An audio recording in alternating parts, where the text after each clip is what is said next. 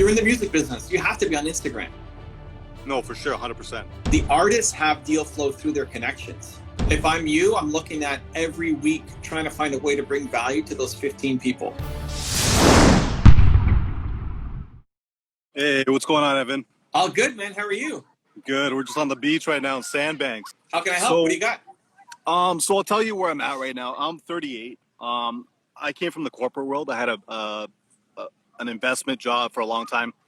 I quit a year and a half ago to pursue audio engineering. Okay. And, it's been a grind, obviously, not only readjusting to like being an entrepreneur and just not having that steady paycheck, but also, just figuring out what I'm actually doing, orienting myself, getting to know people in the industry and so forth. Mm-hmm. Now, one of the biggest challenges I've had is like, I'm sort of getting to the point where I'm confident in the skills, but offering free value and just, hitting people up with, my services. It's almost like it's an uphill battle because, people perceive the free value as I don't know. I just feel like it's not well accepted. So without cheapening my brand and sort of, minimizing what I'm trying to do by hitting a bunch of people up, offering free value, what do you suggest as a strategy maybe? Okay, so who is your ideal client? Who do you want to start working with? So I currently work with producers. I work with songwriters, artists, independent artists. They want their music mixed and mastered. So it's sort of a game where like, there's probably 10 people in Canada that are really doing it big time, and then everybody else is sort of catering to a more amateur clientele. So I'm sort of in the middle right now where I'm trying to build up a client base, trying to get higher paid clients. But just sort of building up. Is your client the producer or your client is the artist? Both. So oftentimes a producer will approach, they'll have relationships with mixing engineers, they normally work with. So, I've broken into a couple of producers, well-known ones in Canada that have sort of seen the value and began to work with me, but it's only a couple. Like I'm still building up. It's been a year and a half. If you've already broken through a little bit, you got some deals. I mean, the whole industry is a little bit low right now, just like everything else. Right. Like artists aren't going in the studio for the most part unless they have a home studio or something. But like the whole industry is down. It's just nature of the beast right now, right? It's trying to figure out how to provide as much value as possible so that you get booked back. Those guys you've already made some inroads with, as opposed to, trying to make Instagram content or something. I'd be trying to improve the relationships that you have with the guys who've already hired you and making you the guy, one, that they want to hire back again the next time. Like the next project that we got going on, it's got to be you. Like I want to hire him because he over-delivered. Especially when you can think about the project as a whole more than just your job in it. This is where most people suck on projects, is they only think about their own piece of it. And you can deliver on your piece, but you're not thinking about the whole project. If you can start to understand, I call it being the chief goal officer. Like, what is the producer and the artist trying to accomplish? And how can you help them accomplish their goal? Even if it's not the audio engineering side of things, even if it's just something totally different or relevant. Now it becomes super valuable and important to them. And the guy gets called back every single time. The next album, you're the guy who's called back. The next referral, you're the guy who gets called back. It's a really good point. I think I've sort of realized that exactly what you're saying. And I am kind of getting that repeat word of mouth type of business. But as you know, that can be a slow grind. If you're only working on referrals, it can be, but I agree. Over delivering on everything is going to be key. I'm just thinking maybe like, I thought about doing the whole making content for Instagram. I feel like it's so oversaturated. Everybody and their mother's doing it. And there's only so much original content you can create around audio engineering. So it's a longer term. And listen, I'm the content guy. I'm a content machine, right? I mean, you see my YouTube videos and Instagram videos, and we do 3 posts a day, every day on Instagram. And I love content. I think for you, for where you're at, that's a long-term play where your faster play is look at like how many clients have you worked with? How many producers and artists have you worked with over the past year and a half? Probably I'd say about 10 or 15. And have you, for the ones who came to you through the producer, did you have direct contact with the artist or only through the producer? Both. I'm getting more and more involved and I am talking directly with clients.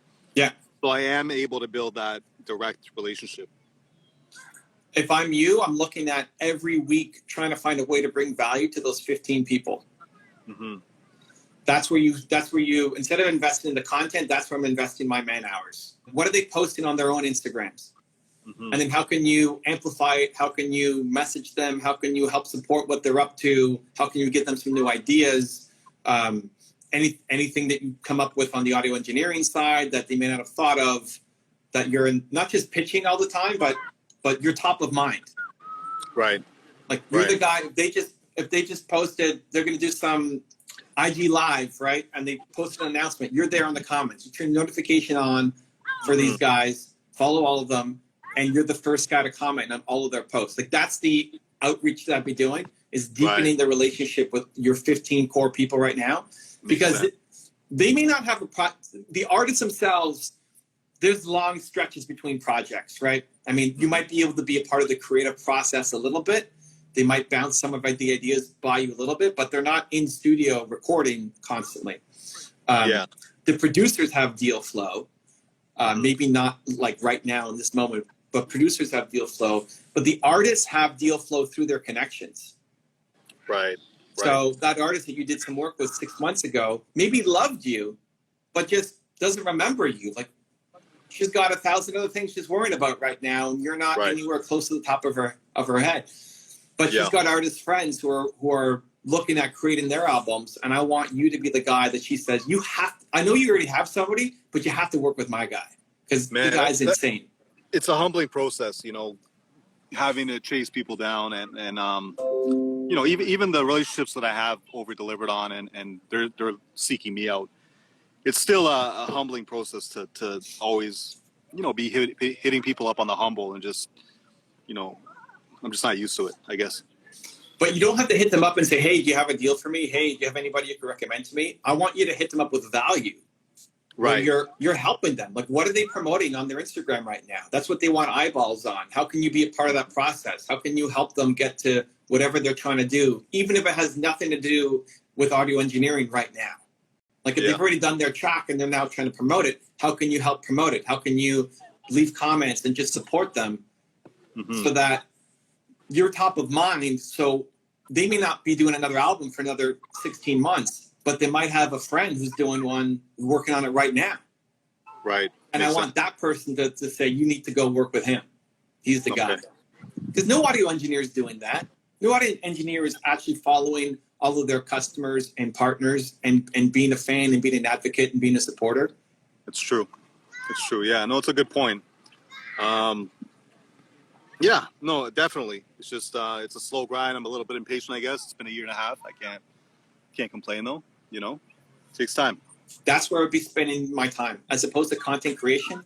I would have something on your Instagram. Like I would put 9 really fire posts on my Instagram that you spend some time on, that if I found your page, like I like this guy. This guy thinks differently. This guy is an audio engineer that I want to be in touch with.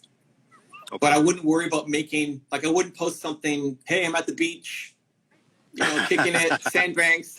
Yeah, my page is all personal stuff. I just, maybe I need to create a separate page. Is that something you'd recommend? Is anybody interacting with you on your personal? I got 100 followers. It's mostly, half of it is probably industry people. Half of it is just personal. I think it's super smart for you to have an industry account. Yeah. Like you're in the music business. You have to be on Instagram. No, for sure. 100%. 100%. Right? Your clients are there. They're posting there. Their friends are there. So you need to be on Instagram for sure. Whether you want to have a separate personal one for your friends or family, whatever, awesome. But this needs to be a part of your biz dev. I don't need you posting every day on your business account, but you need to have a professional account that when I go to it, I see your portfolio. I see, this guy knows what he's talking about. I want him to be my guy when I'm doing my next project. You know what? That's what I'm gonna do, and I didn't really put too much thought into it until after you said it. I'm actually gonna do. That's probably a good step right there. 9 posts. I want 9 posts because it's a grid, right? 9 posts. That could be a mix of video and audio. Sorry, video and no. Total. Okay. Total, not a day. Okay. Total. Okay. I just want it so that if Kanye here hits your page, he's like, damn, who is this guy? I want to dive deeper into his world. Okay. So 9 total, and you can work on that, over the next week. But 9 fire pieces of content that if Kanye goes and visits the page, he's gonna want to message you. What does he need to see to want to message you about your philosophy or about the work you've done? Imagine that an artist doesn't know who you are. One of your artist homies is going to tell their friend, you got to go check out this guy. He's your guy. They're going to hit your Instagram page, and there has to be content on there that's going to make them want to work with you. Got you. So what are the 9 pieces of content that you need to put up that's going to take somebody who's in the business and say, I'm going to give this guy a shot? Okay. Right? So it's not you on the beach. But I don't know what it is, like whatever makes you special, whatever clients say about you, whether it's your work ethic or the way you think or the way you handle clients or the way you understand the project or whatever. 9 pieces of content total, and then stop posting. Okay. And instead of posting, now you're doing outreach. You're helping people. You're commenting. You're going to leave a comment on somebody's post, and their artist homie is going to look at it and say, well, that's insightful. They're going to click on it and land on your page. Okay, let me do that over the next week. I'll DM you if you have a second. Maybe you can check it out when you have a second. 9 posts. Yep.